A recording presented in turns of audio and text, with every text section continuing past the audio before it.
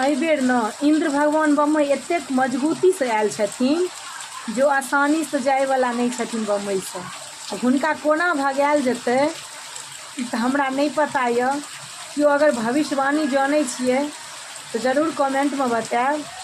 कियाकि एतेक बारिश भऽ रहल यऽ बम्बई में, एहन स्थिति बम्बई के खराब यऽ जे घर से गेट पर निकलनाइ मुश्किल छै। आ पूजा करे ले केना जायब मंदिर, वो तो मुश्किल छैहे। जे छत्ता लऽ के जाउ निकलियौ तो छत्तो उड़ि जाइ छै कतौ और। हवा बहै छै एकदम खूब तेज, बिहाड़ि तूफान। ओतबी नहीं, बम्बई में कहियो मेघ ढनकैत नहीं देखै छलियै, बिजली चमकैत नहीं देखै छलियै। एकदम बिजली चमकै छै, मेघ ढनकै छै। आई बारिश में निकलनाइ घर से मुश्किल भेल छै लोग के। आई रवि छलै, कतौ बाहर जैतौं भगवान के दर्शन करे ले। बम्बई में मेला तो नहीं लगैया, लेकिन भगवान हर जगह बैसे छथिन, जैतौं दर्शन करे ले तऽ घरों से निकलनाइ मुश्किल छै।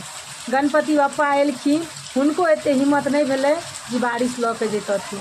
दुर्गा मैया एलखिन हन, ओहो जाय वाली छथिन, लेकिन बारिश कहै छै आइ छोड़ि हम काल्हि, आब बरसबो नहीं।